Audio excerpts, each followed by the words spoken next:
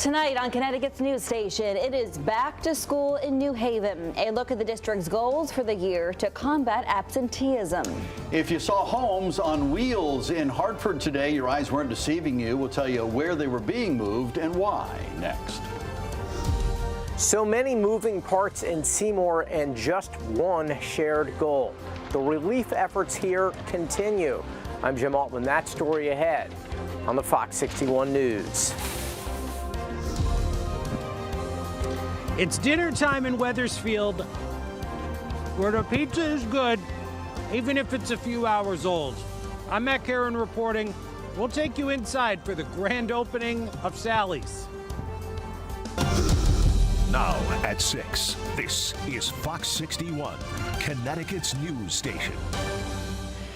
Good evening and thanks for joining us for the Fox 61 News at 6. I'm Brent Harden. And I'm Bridget Bjorla. Glad you're with us. As New Haven kicks off a brand new school year, the district is focusing on keeping kids in the classroom. Now, the superintendent and the mayor checking in on schools today to make those goals clear and to get the kids excited about coming to class. Fox 61's Julia LeBlanc takes a look at the journey at Morrow Sheridan School. Good morning, boys and girls!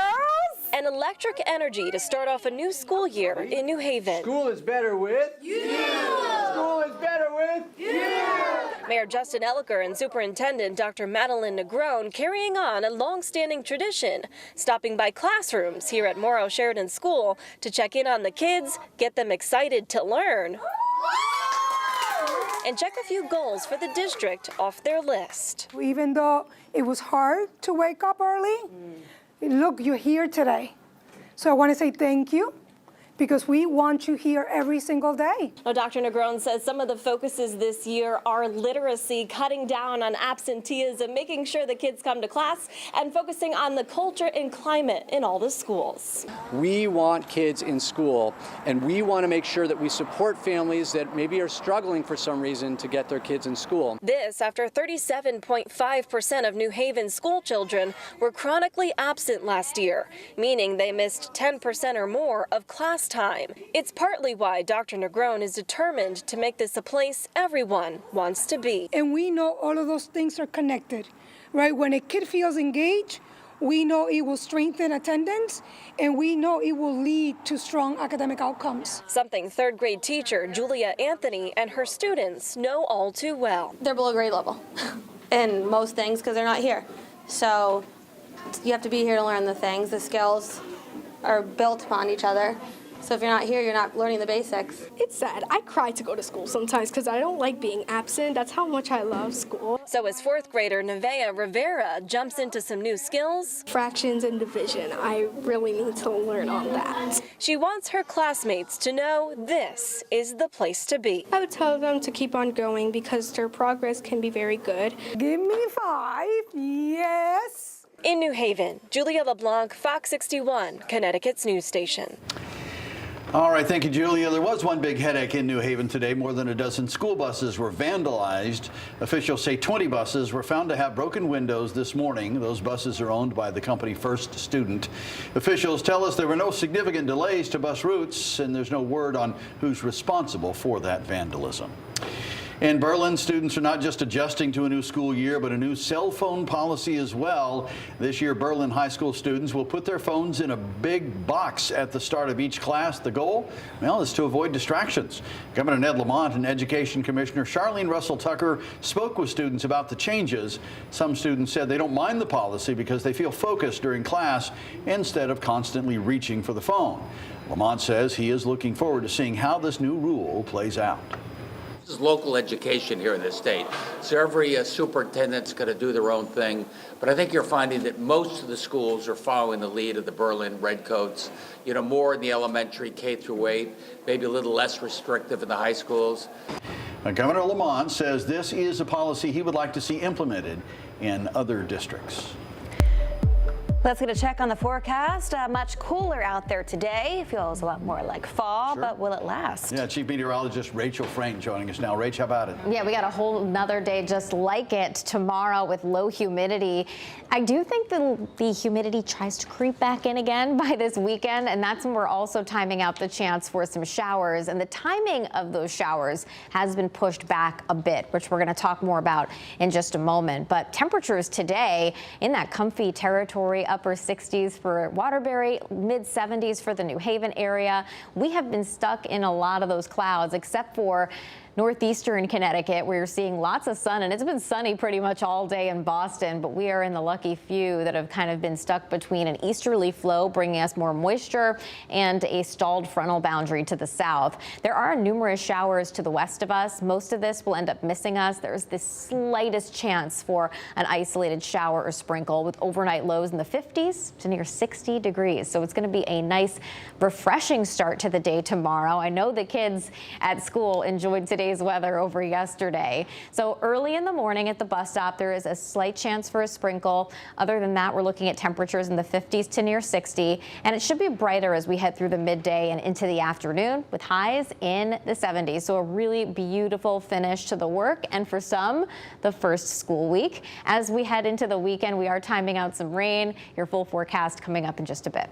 All right, Rachel, sounds good. Well, today, the Department of Energy and Environmental Protection started taking measures to prevent West Nile and Eastern Equine Encephalitis, or EEE, from spreading in eastern Connecticut. Both viruses have been detected in several towns this year. Fox 61's Brooke Griffin is at Riverside Park in Hartford with the very latest. Well, environmental leaders say that they have not actually yet detected any EEE cases in humans specifically so far in Connecticut, but there are confirmed cases in humans in 4 surrounding states, including, unfortunately, one man who died in New Hampshire. Now, today, the Mosquito Management Program will spray in the Mount Misery area of the Pechog State Forest to target mosquitoes carrying both West Nile virus and Eastern Equine Encephalitis. Both viruses are showing up in mosquitoes in eastern Connecticut already. They have been doing those tests. Officials are especially concerned about EEE because it's deadly and there's no cure. So far, that virus has been found in 5 towns: Canterbury, Ledyard, North Stonington, Sterling, and Voluntown. A deer in Lisbon has also died from EEE earlier this month. Several state forest roads will close at 5 o'clock this afternoon, and they're not going to reopen until 8 o'clock tomorrow morning. That's just while they're doing the spraying. Doctors say EEE is something to be taken seriously, and people should get checked out if they experience symptoms, including fever, headache, and drowsiness. A small percentage will go on to what we call the encephalitis component. And yes, unfortunately, once neurological symptoms develop, somebody could probably, unfortunately, pass away within 5 days. And again, there is no vaccine currently for EEE, so doctors and experts tell us you just have to take some sort of precautions. That could be wearing loose, light-colored clothing that pretty much covers your entire body, maybe having a mosquito net around you if you're sleeping outside while you're camping for these last few weeks over the summer, or even just making sure you have some bug spray on you. They say all of those are good options. In Hartford, Brooke Griffin, Fox 61, Connecticut's news station. And avoid going outside during dusk and dawn when mosquitoes are more active is also a good idea. Brooke, thank you. The Connecticut Trolley Museum is dealing with more vandalism. The museum says their property and equipment were damaged last week. It's believed the group is local, as they have returned multiple times. The museum says incidents like this set them back significantly, as they are a nonprofit that relies on donations. Governor Ned Lamont has announced his nominee for Chief Justice of the Connecticut State Supreme Court. The governor nominating Raheem Mullins. Justice Mullins is currently an Associate Justice of the Connecticut Supreme Court, where he has been serving since 2017. Mullins would replace Chief Justice Richard Robinson, who is retiring next week. Chief, the branch will miss your leadership and guidance, and I will miss our long conversations, despite the massive age difference between us. At the time he took the oath of office, Mullins became the youngest person to ever serve on the state Supreme Court. During his tenure on the court, he has participated in more than 150 cases. The office of the governor is now forwarding Justice Mullins' nomination to the Connecticut General Assembly. An odd scene in Hartford today. Check it out. 4 historic houses were on wheels and moved from Lincoln to their new homes. That's Lincoln Street. It's all to make room for a new 9-story parking garage that will serve patient families at Connecticut Children's Hospital, team members there, and just overall Hartford residents. The homes will be renovated in the coming months for future housing. By tackling neighborhood blight, we are ensuring that our homes and public spaces remain vibrant and welcoming, and that Frog Hollow continues to be a place where we can all take pride. The homes have been placed on Putnam Street, Lawrence Street, and Hungerford Street. So there you go. It looks pretty cool.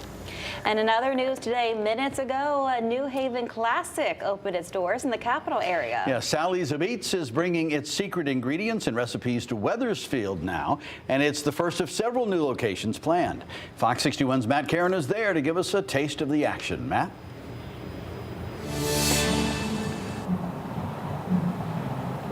All right, welcome here to Wethersfield. We're live, and as you can see behind me, there's a whole lot of excitement that has been generated. Sally's has literally rolled out the red carpet for their customers. They opened up at 5 o'clock tonight. They had a ribbon cutting ceremony where the mayor was invited here, and the head of the Connecticut Restaurant Association showed up, and now it is off to the ovens.